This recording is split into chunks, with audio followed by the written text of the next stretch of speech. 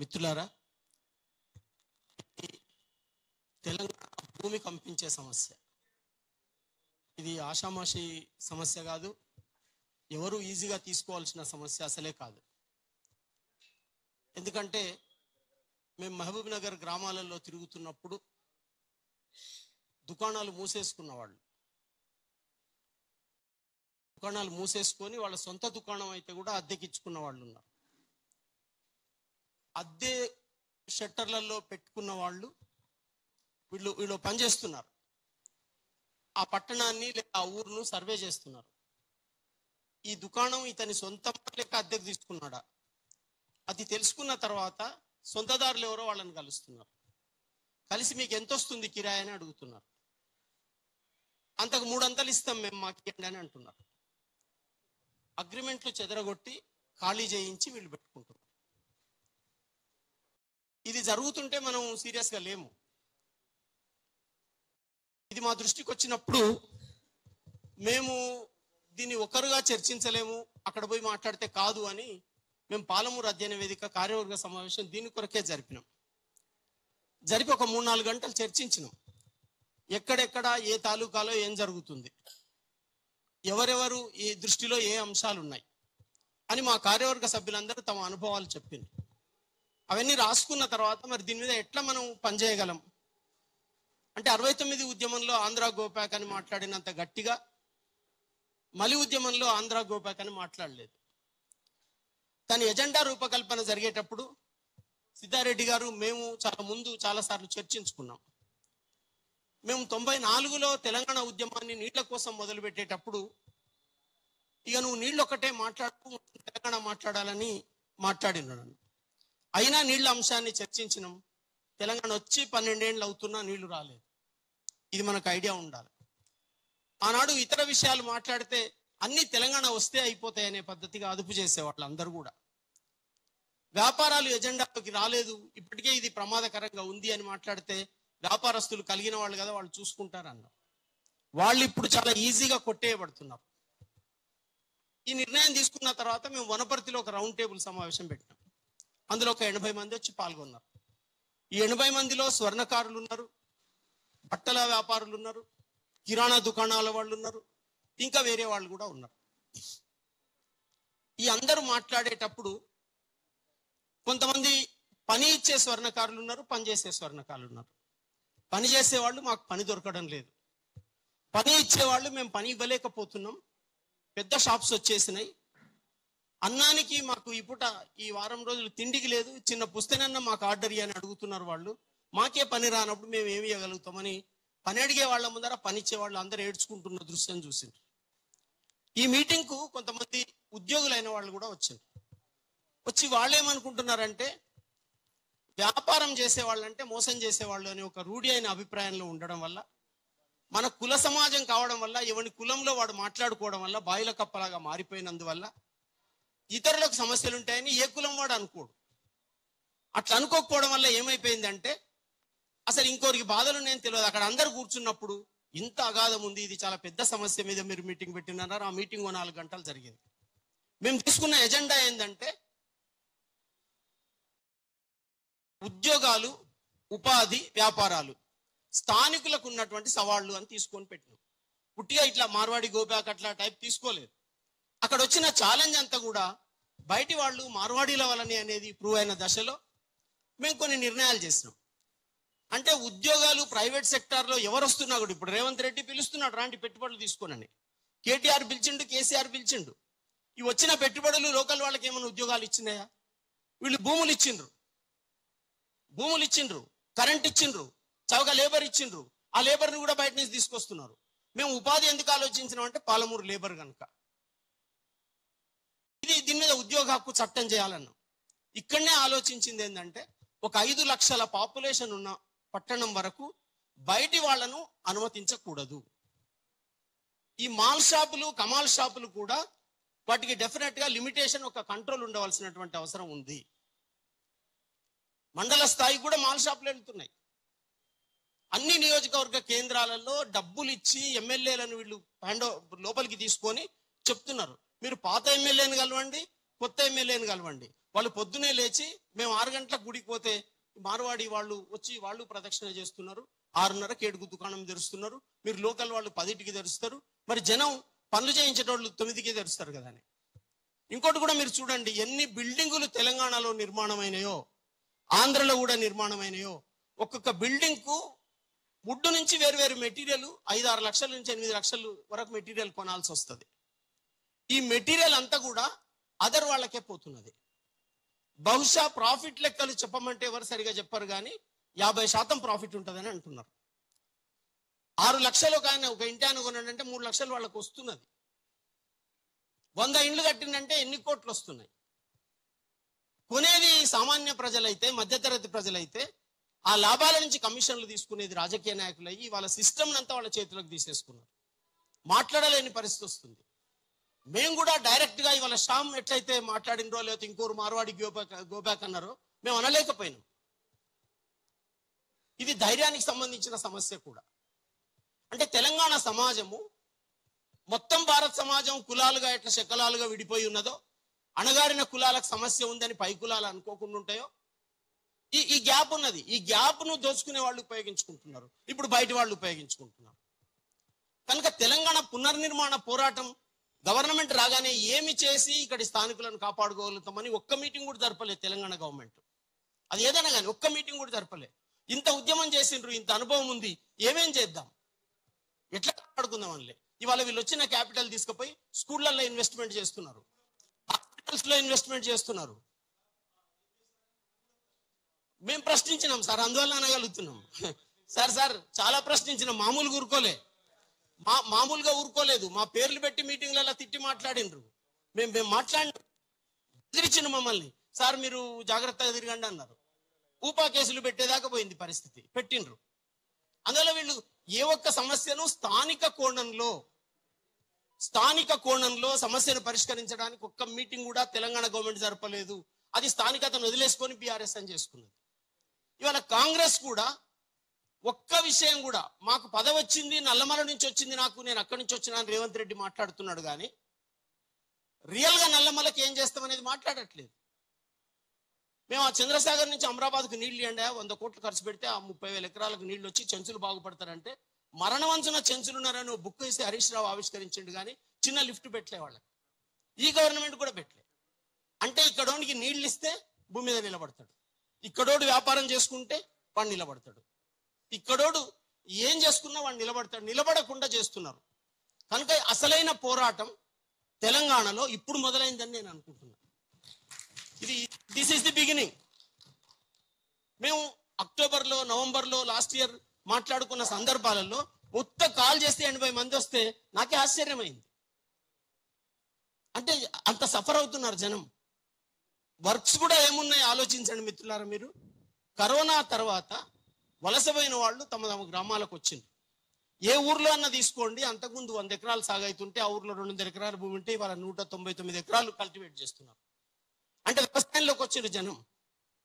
రెండోది ఏమున్నది, వ్యాపారమే ఉన్నది. మీరు ఎవరినైనా చూసుకోండి, కూరగాయలు అమ్ముకుంటారా, బండి పెట్టుకుంటారా, నిమ్మరసం అమ్ముకుంటారా, ఏదో చేస్తారు. ఏదో ఒక వ్యాపారం తప్ప వేరే పని లేదు. ఉద్యోగం లేదు. స్థానికులకు ఉద్యోగం ఇవ్వాలని మనం ఒక 85% స్థానికులకే ఉద్యోగాలు ఇవ్వాలని చట్టం తీసుకురమ్మని చెప్పాల్సిన అవసరం ఉంది. వ్యాపారాలు కూడా ఈ గ్రామ స్థాయికి పైసా పోకూడదు, హై పెట్టుబడి షాప్స్ పోకూడదు. అంటే అట్లా అంటే మనం డెవలప్ ఎప్పుడైతాం? ఎవడవుతున్నాడు? లెక్కలు తీయండి, ఎవడవుతున్నాడో లెక్కలు. కనుక మీరు క్రమంగా మెట్టుమెట్టెక్కి పైకి వస్తాం తప్ప, మీరు మొదలే వచ్చి లక్ష కోట్ల సంపద పోగేసుకున్న ఒక సెక్షన్ ఇవాళ వచ్చి వ్యాపారాలు చేస్తామంటే కుదరదు ఇక్కడ. కనుక ఇవాళ ఏం జరుగుతుంది తెలంగాణలో? వ్యాపారాల మీద దాడి, ఉద్యోగాల మీద దాడి, ఉపాధి మీద దాడి, భాష మీద దాడి, సంస్కృతి మీద దాడి, జీవితం మీద దాడి, ఏమి లేకుండా జరుగుతున్నది. చాలా అన్యాయం జరుగుతున్నది. కనుక ఒక పునర్నిర్మాణం అనేది తెలంగాణ ఎట్లా జరగాలి అనే చర్చను ప్రతి ఒక్కరు చేయాల్సిన అవసరం ఉంది. ఇక్కడ నేను ఒక యాక్షన్ ప్లాన్ కూడా నేను చెప్పదలుచుకున్నా. ఇవాళ విశ్వకర్మలు ఇట్లా ఉన్నారు, చాలా మీటింగులు 11 నుంచి పెట్టినామని చెప్తున్నారు. వనపర్తిలో మాట్లాడిన వాళ్ళని చూస్తే వాళ్ళు ఏమన్నారంటే, గ్లోబలైజేషన్ అంటే ఈరోజు మంచిదే అనుకున్నాం మేము, అప్పుడు అర్థం కాలేదు, మీరు వ్యతిరేకంగా మాట్లాడుతుంటే రాఘవాచారి సార్ మేము ఈసారికి ఏం పని లేదు అనుకున్నాము, ఇప్పుడు మాకు తగిలింది ఇది. 30 ఏళ్ల కింద రాఘవాచారి సార్ మాట్లాడుతుంటే మేము పట్టించుకోలేదు అని గ్లోబలైజేషన్ గురించి మాట్లాడిండ్రు వాళ్ళు. మామూలు చైతన్యంతో మాట్లాడలేదు కనుక దిగువన ప్రజలు ఒక కాన్షియస్నెస్ తోటి చైతన్యంతో ఉన్నారు. వాళ్ళకేం తెలియదని మనం అనుకోవద్దు. అందువల్ల ఈ కుల సంఘాలు పెట్టుకున్న వాళ్ళందరూ కూడా వాళ్ళ వాళ్ళ పనులను ఎట్లా ఇతరులు ఆక్రమించిండ్రో పెద్ద ఎత్తున బృంద సమావేశాలు జరపాలి. ఇప్పుడు హైదరాబాద్లో ఎట్లా మీటింగ్ జరుగుతుందో ఇక్కడ ఉన్న వాళ్ళందరూ వాళ్ళ వాళ్ళ పరిచయాలలో తెలంగాణ వ్యాప్తంగా అన్ని నియోజకవర్గాలలో ఎవరికి వాళ్ళు సమావేశం పెట్టి వాళ్ళకి ఏమేమి సమస్యలు ఉన్నాయో కింది నుంచి సూచనలు తీసుకొని రెజల్యూషన్స్ తీసుకోవాలి. ఆ తీర్మానాలు బయటికి రావాలి. వాటన్నిటి కన్సాలిడేషన్లోంచి మొత్తం తెలంగాణ తనను తాను నిర్మాణం చేసుకోవడానికి, జీవితాలు బాగు చేసుకోవడానికి ఒక ఎజెండా మనం ప్లాన్ చేసుకోవాల్సినటువంటి అవసరం ఉంది. ఇది కొనసాగాలి. ఆమన్గల్ బంద్ జరగక ముందు కూడా చాలా ప్లాన్ చేసే సందర్భాల్లో మాట్లాడినారు అక్కడోళ్ళు. మీరు బంద్ నిర్ణయం తీసుకున్నారు కదా, కంటిన్యూ చేయండి అంటే వాళ్ళని కంట్రోల్ చేసి బంద్ విత్డ్రా చేయించారు. ఇవాళ మహబూబ్ నగర్ జిల్లాలో అయితే ఇప్పటికే కొన్ని ర్యాలీలు జరిగినాయి. ఎక్కడోళ్ళు అక్కడ చాలా సమావేశాలు పెట్టుకుంటున్నారు. అరే మాకు ఏం లేదు, ఇట్లా చేస్తున్నారు ఏం సార్ అని. నలుగురు కలిసి ఒక దుకాణం పెట్టుకుంటే నలుగురు కలిసి పెట్టుకున్న దుకాణాలు కూడా వీళ్ళు మింగేస్తున్నారు. రెడ్డి నువ్వైతే బాగా కొట్లాడగలుగుతావు, నువ్వే ప్రెసిడెంట్ ఉండు దుకాణాలకు అని ఓ ఇద్దరు కోమటోళ్ళు ఇద్దరు రెడ్లు కలిసి పెట్టిండ్రు.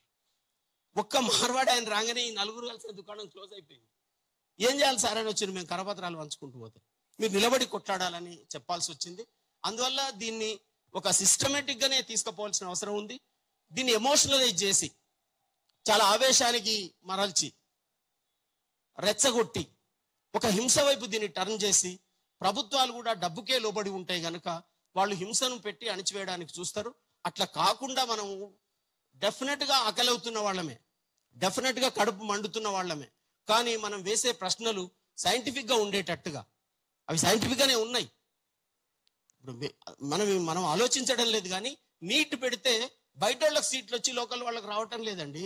మెడిసిన్ లో, ఇంజనీరింగ్ ఎక్కడ కూడా రావటం లేదు. అందుకే సెంట్రలైజ్ చేసిండ్రు. మా ఊరి పిల్లగాడు ఖమ్మం పోయి చదువుకోవాలంటే వాడు పోక చదువు ఆపేస్తున్నాడు ఈ మొత్తం డిగ్రీ సీట్ల సిస్టంలో. అన్ని ఊర్లలో కాలేజీలు ఉన్నప్పుడు ఎక్కడోడు అక్కడ తీసుకుంటారు. లెక్చరర్ల మీద నమ్మకం లేదు, టీచర్ల మీద నమ్మకం లేదు, లోకల్ పీపుల్ మీద నమ్మకం లేదు. నీ ముఖం కనబడ్డ స్కూల్కి పోయినాక అంటే ఆ ఫోటోలు తీసుకోవాలి అంటే సిస్టమ్ మొత్తం కొలాప్స్ చేసి ఎవరి చేతికో అప్పచెప్పి నడిపిస్తున్నారు. అందువల్ల రాబోయే ప్రమాదాన్ని మనం సరిగా దృష్టిలో పెట్టుకొని, ఇప్పుడు ప్రమాదాలు కూడా ఎట్లొస్తున్నాయి నేచర్లోంచే చెప్పాల్సి వస్తే, కాశ్మీర్లో ఏం జరిగింది ఒక్కసారి క్లౌడ్ బర్స్ట్ అయ్యి ఏం జరిగిందో తెలియలేదు. ఉత్తరాఖండ్లో ఏం జరిగింది, క్లౌడ్ బర్స్ట్ అయింది. ఇది కూడా సమాజం మీద ఒక క్లౌడ్ బర్స్ట్. ఫీల్ కండి, ఎంతమంది ఉంటారు, ఏమైతుంది, ఇది ఎట్లా జరుగుతుంది తెలియదు. నలుగురు కూర్చున్నా సరే ఇది మాట్లాడాలని రావడం జరిగింది. మేము ఇప్పటికి ఏడాదిగా ఈ విషయంలో చర్చలో ఉన్నాం, మీటింగ్లు పెడుతున్నాం. ఉద్యోగ హక్కు చట్టం కూడా మనం చేసుకోవాల్సిన అవసరం ఉంది. స్థానికులకు ఉద్యోగం వచ్చే హక్కు చట్టం, దాంట్లో రిజర్వేషన్స్ ఉండాలి, లోకల్ ఉండాలి, అన్నీ ఉండాలి. రాజకీయ నాయకులు వాళ్ళ పదవి ఇవాళ ఖాళీ అయితే రేపు నింపుకోవడానికి చర్యలు ఈసీ ఉంటుంది, ఇంకోటి ఉంటుంది, తీసుకుంటారు చర్యలు. స్థానిక సంస్థల ఎన్నికలు జరుగుతలేవంటే అందరు కింది మీద అవుతున్నారు. కానీ ఇన్ని ఖాళీలు ఉంటే ఏం జరుగుతుంది? కనుక మనము ఇది చూడాల్సిన అవసరం ఉంది. భూములు కాపాడుకోవడం కూడా చాలా ముఖ్యం సార్. రాజశేఖర రెడ్డి క్రియేట్ చేసిన ల్యాండ్ భూమి ఏదైతుందో అది మొత్తం చేతులు మారేటట్టు చేసింది. తెలంగాణ వచ్చినాక మహబూబ్నగర్ భూములే మొత్తం కబళిస్తున్నారు. నేను ఎందుకు మహబూబ్నగర్ అని మాట్లాడాల్సి వస్తుందంటే ఒక్కటే ఉదాహరణ చెప్పి నేను ముగిస్తా. సింగరేణి కాలరీస్ లో కొత్త గని తవ్వేది ఉంటే అక్కడ 10 ఎకరాల అడవి భూమి కూడా ఉన్నట్టయితే మేము ఇక్కడ అడవి భూమి 10 ఎకరాలు ఉంది, దీన్ని కాంపెన్సేట్ చేసేందుకు ఇస్తాము అని రాసిచ్చి అనుమతి తెచ్చుకుంటున్నారు. తెచ్చుకొని భూమి ఎక్కడ చూపిస్తున్నారు? మహబూబ్నగర్ జిల్లాలో చూపిస్తున్నారు. ఆ గని ఎక్కడుందో ఆ జిల్లాలో చూపిస్తలేరు, అక్కడ చూపిస్తున్నారు. ఇది ఎవరు మొదలుపెట్టిండ్రు? వెంగళరావు మొదలుపెట్టిండు. మహబూబ్ నగర్ జిల్లాకు శాంక్షన్ అయిన సెంట్రల్ స్కీమ్ ఒకటి ఉంటే ఇక్కడ ఆ స్కీమ్ను ఆయన ఖమ్మం జిల్లాకు తీసుకుపోయి అది అక్కడ పెట్టి అది ఫారెస్ట్ ఏరియా అవుతుందని, మరి ఫారెస్ట్ ఏరియా ఎక్కడ కాంపెన్సేట్ చేస్తారు మీరంటే నల్లమల ఏజెన్సీ ఏరియాలో ఆ దళితులు వీళ్ళందరూ పెట్టుకున్న ఆ భూముల దగ్గర వచ్చి దాన్ని అక్కడ కాంపెన్సేట్ చేశారు. అంటే ఎవడు బక్క మనిషి అయితే నోట్ల నాలుక లేకుంటే వాడిని ఒత్తి పారేస్తున్నారు. కనుక ఇప్పుడు మహబూబ్నగర్ వలసలు ఆగిపోయింది. మేము ఎంత ప్రచారం చేసినాము, వలసలు ఉన్నాయి, కరువు ఉన్నది, బీభత్సం ఉన్నది, అంతా ముందర పెట్టి ప్రచారం చేస్తే తెరాస గవర్నమెంట్ ఏర్పడ్డ తర్వాత మాకు ద్రోహంగా ఇక్కడ వలసలు లేవు, తిరుగు వలసలు ఉన్నాయని ప్రచారం చేసి మా జిల్లా కరువు జిల్లానే కాదని చెప్పిండు. దాని కొరకు బాధ్యత తీసుకోకుండా కుర్చేసుకొని చేస్తాను. ఆర్డిఎస్ బాగా కాలేదు. 35 లక్షల ఎకరాలకు భూములకు నీళ్లు వచ్చేది ఉంటే కాంగ్రెస్ మొదలుపెట్టిపోయిన స్కీమ్ల నీళ్లే తప్ప కొత్త ఒక ఎకరకు నీళ్లు రాలేదు. వాళ్ళు టీవీల ముందర మాట్లాడితే వాళ్ళకు వచ్చే ప్రచారం మహబూబ్నగర్ పేద ప్రజలకు, పేద రైతులకు నోట్ల నాలుగేళ్ళకి ఎక్కడొస్తుంది? అట్లా ఇవాళ మేము ఏడాదిగా చేస్తున్నా, ఇది రాలేదు. నేను శ్యామ్ను అభినందిస్తున్నా. ఆయనను బెదిరిస్తుంటే నేను నెంబర్ తీసుకొని మాట్లాడి శ్యామ్ అని అంటే ఇక్కడ ఉన్నాడేమో, ఈ ఫోన్లో దొరికితే వాళ్ళు పట్టుకొని ఇబ్బంది పెడతారని మాట్లాడే ప్రయత్నం మానుకున్నా. ఇవాళ అందరూ శ్యామ్ లాగా మాట్లాడవలసిన అవసరం ఉంది. అయితే మనము వైలెన్స్ వైపు కాకుండా ముందు ఎడ్యుకేషన్ వైపు సీరియస్ గా తీసుకపోతే మనం నిలబడతాం. ప్రతి మనిషి లేచినప్పుడు ఇవాళ అడ్డం మాట్లాడిన బండి సంజయ్ నేనే ఛాంపియన్ అని ముందరకు వస్తాడు.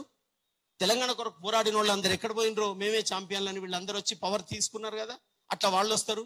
మహేష్ కుమార్ గౌడ్ కూడా ఎవరికి హక్కు లేదు మార్వాడీలను పొమ్మేటందుకని మాట్లాడండి కదా. మేము అంటున్నాం మేము స్థానికులం, మాకు బతుకు తెరువు లేకుండా మా ఇల్లు కూడా ఆక్రమిస్తాడు అంటే నేనే రూమ్ ఇస్తే ఉండు, కానీ రూమ్ ఇచ్చిన పాపానికి నాదే ఇల్లు అనకు. నాకే ఇల్లు లేకుండా బయటికి వెళ్ళగొట్టకు నన్ను. ఐఎమ్ లోకల్, నేను స్థానికుణ్ణి. నా మాట వినకుంటే నువ్వు నాకెట్లా లీడరు? కనుక మొత్తం తెలంగాణ ఎమ్మెల్యేలు, తెలంగాణ ఎంపీలు, తెలంగాణ సమాజానికి వచ్చిన ఈ గడ్డు సమస్యను, భూమి సమస్యను, వ్యాపార సమస్యను, ఉద్యోగ సమస్యను, ఉపాధి సమస్యను మీరు అడ్రస్ చేయడానికి సిద్ధంగా లేకపోతే పొద్దున్న లేచినప్పటి నుంచి ఒక పార్టీ అని ఇంకో పార్టీ అయినా తిట్టుకుంటే ఆ బూతు భాష వినడానికి మేమేం సిద్ధంగా లేము. మీ మీడియా ఉంటే ఉండొచ్చు, మీకు అదే మాకు చూపించి పెట్టడానికి, కానీ మా జీవితాలు డిఫరెంట్గా ఉన్నాయి. వీడు వాడిని తిడుతున్నాడు, వాడు వీడిని తిడుతున్నాడు, అదే వినాలి మనం. అసలు విషయం ఇది కదా. ఇది మాట్లాడుతులేరు వాళ్ళు. ఇక్కడ వచ్చినప్పుడు వాళ్ళు వ్యతిరేకం మాట్లాడుతున్నారు. కనుక అందువల్ల మీరు మీ భాష ఆపండి, మీ పద్ధతులు ఆపండి. మీరు న్యాయం కోసం పనిచేసేందుకు నిలబడితే ప్రజల పక్షాన్ని నిలబడండి, అట్లా పనిచేయండి. లేకపోతే మేము పోతాం, మనిషిని పట్టుకొని మేము లేపి నిలబడతాం, అందరం నిలబడతాం. మీరు ఎట్లొస్తారో రాండి. ఇది మనం సవాల్గానే తీసుకోవాల్సిన అవసరం ఉంది. ఇది ఇవాళ బుట్టి రేపు చచ్చిపోయే ఉద్యమం కాకూడదు. ఇవాళ ఇక్కడ కూర్చున్న వాళ్ళందరూ వాళ్ళు ఉన్న చోట ఉద్యమం నిర్మించండి, వాళ్ళు ఉన్న చోట ఈ చర్చను బలపరచండి, 10 మందిని దీంట్లో భాగం చేయండి. ఇదేదో జస్ట్ ప్రాంతేతరుణ్ణి తరిమి మనం అధికారం తీసుకునేది కాదు. ఇది మన జీవితాలను నిలబెట్టుకునేది. ఇప్పుడు వానికి అధికారం ఇచ్చినాం మనం, వాడు నిలబెడతలేడు, వానికి సవాలు, వచ్చినోనికి కూడా సవాలు. మనం గట్టిగా ఉందామని చెప్తూ ఈ ఉద్యమాన్ని ముందుకు తీసుకుపోదాం. Thank you Rao sir. Long term and scientific approach తో పోదాం అంటున్నారు. ఎస్, మాట్లాడేందుకు కొద్దిగా సమయం ఇక దగ్గర పడతా ఉన్నది మనకు. ఇప్పుడు అన్న మా